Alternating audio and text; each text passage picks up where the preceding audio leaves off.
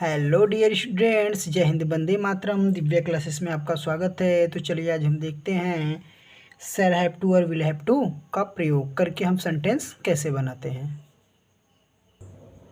तो चलिए हम देख लेते हैं। शैल ऑब्लिक विल के साथ हैव का प्रयोग एक बाध्यता, अनिवार्यता को व्यक्त करता है। ठीक है, जब हम शैल ऑब्लिक विल का प्रयोग किसके साथ करते हैं? हैव के साथ।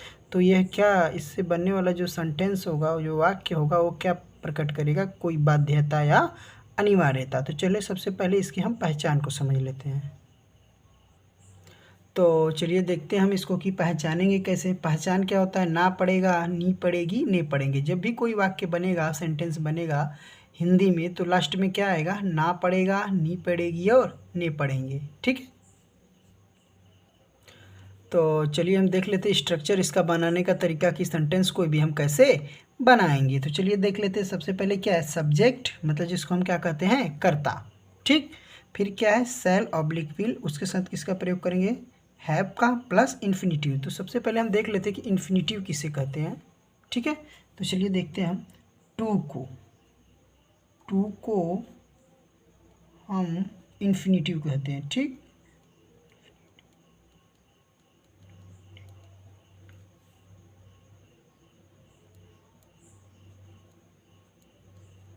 ठीक है, इनके बाद क्या आएगा?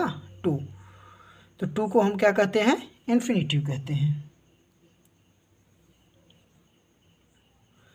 तो चलिए हम सेंटेंस देख लेते हैं। सेंटेंस पहला हमारे यहाँ है कि उससे स्टेशन जाना पड़ेगा। ठीक है, तो क्या हो जाएगा? उसी के लिए ही हो जाएगा, तो ही। फिर इसके साथ क्या लगा? विल हैव टू, क्योंकि यहाँ देखिए सब्जेक्ट क्या है? सब्जेक्ट है, प्लस क्या है? शैल या विल में से कोई एक लगेगा, plus have plus infinitive. To को क्या बोलते हैं? इन्फिनिटिव। तो यहाँ पर सब्जेक्ट हो गया। ठीक, उसके बाद will have to, will have हो गया। इन्फिनिटिव क्या है? टू। ठीक, और कहीं जाने के लिए क्या लगाते हैं? गो, और उसके जाने के लिए टू, कहीं जाने के लिए क्या लगाते हैं? Go to. तो he will have to go to the station, उसे कहाँ जाना पड़ेगा? उसे स्टेशन जाना पड़ेगा। चलिए हम दूसरा सेंटेंस देखते हैं। और क्या है ये?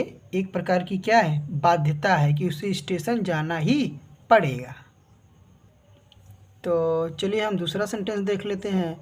मुझे पत्र लिखना पड़ेगा।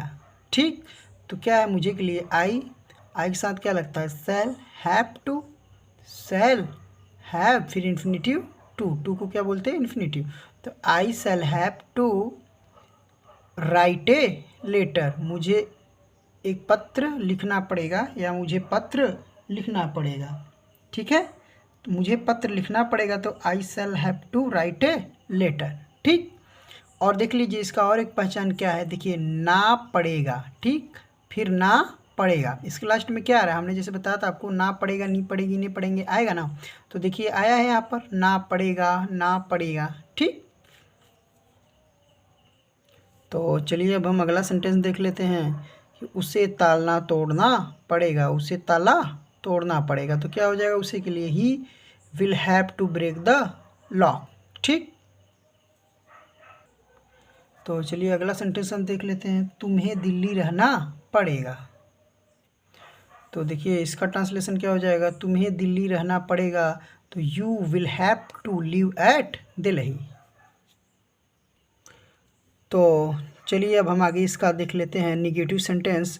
स्ट्रक्चर सबसे पहले देख लेते हैं। Subject plus shall oblique will, ठीक है, plus not plus have plus infinitive. तो चलिए इसके सेंटेंस को बनाकर देख लेते हैं।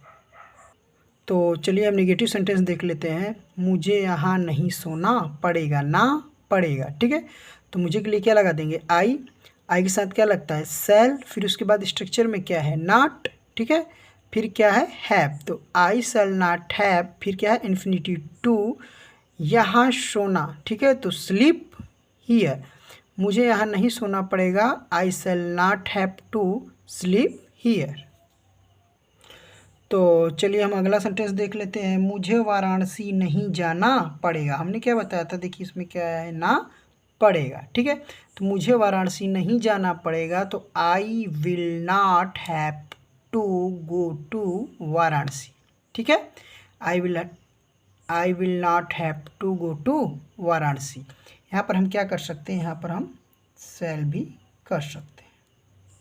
ठीक, तो I shall not have to go to Varanasi. हाँ देखिए, विल का प्रयोग वहाँ पर हम करते हैं जहाँ पर किसी चीज़ को करने की संभावना अधिक रहती है। यदि मुझे बनारस जाने की बाध्यता है या नहीं है तो वहाँ पर हम क्या प्रयोग कर सकते हैं, विल का। और वैसे तो हम किसका प्रयोग करते हैं, शैल का, तो यहाँ पर शैल का भी प्रयोग हम कर सकते हैं। और जब सेंटेंस पर दबाव रहता है तो वहाँ पर हम आई के साथ विल का भी प्रयोग करते हैं। फिलहाल में हम क्या कर सकते हैं, यहाँ पर I shall not have to go to Varanasi, मुझे वाराणसी नहीं जाना पड़ेगा। तो चलिए अब हम देखते हैं इंट्रोगेटिव सेंटेंस। स्ट्रक्चर क्या होगा, shall oblique will plus subject plus have plus infinitive. ठीक है, तो चलिए इसका एक सेंटेंस बनाकर देख लेते हैं।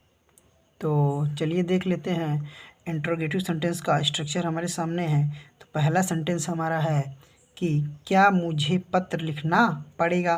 तो क्या है मुझे, क्या जब शुरू में तो हेल्पिंग वर्ब बाहर आ जाती है। ठीक है, तो पहले क्या लगा देंगे, यहाँ पर देखेंगे मुझे है तो मुझे के लिए आई होता है, तो इसके पहले क्या लगाएंगे, शैल, इसके अकॉर्डिंग। तो शैल सब्जेक्ट क्या है, मुझे।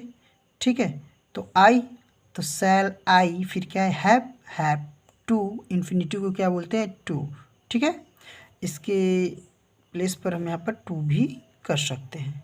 ठीक है, तो वही इन्फिनिटिव टू ही हमारा होता है। ओके, तो देखते हैं, क्या मुझे पत्र लिखना पड़ेगा। तो shall I have to write a letter. चलिए अगला सेंटेंस देखते हैं। तो चलिए हम अगला सेंटेंस देख लेते हैं, क्या उसे अस्पताल जाना पड़ेगा। तो इस स्ट्रक्चर पे हम रख देते हैं। देखिए तो क्या हो जाएगा, विल ही, ठीक है, विल ही हैव टू, ठीक, गो टू हॉस्पिटल। ठीक है, स्ट्रक्चर पे रख देंगे, क्या उसे अस्पताल जाना पड़ेगा, will he have to go to hospital. चलिए अगला सेंटेंस देखते हैं। तो चलिए देखते हैं, हमारा अंतिम वाक्य है, लास्ट सेंटेंस है, क्या मुझे फूल तोड़ना पड़ेगा। ठीक है, क्या है, प्रश्नवाचक वाक्य है। तो मुझे है यहाँ पर, तो सबसे पहले हम यहाँ पर शैल लगा देंगे अकॉर्डिंग टू स्ट्रक्चर, संरचना के अनुसार, बनाने के तरीके के अनुसार। क्या मुझे फूल तोड़ना पड़ेगा, तो शैल मुझे के लिए क्या लग जाएगा, आई हैव टू। तो shall I have to pluck the flower, फूल तोड़ने के लिए क्या प्रयोग करते हैं, प्लग। तो shall I have to pluck the flower. ठीक है, तो चलिए आज के लिए इतना ही, धन्यवाद।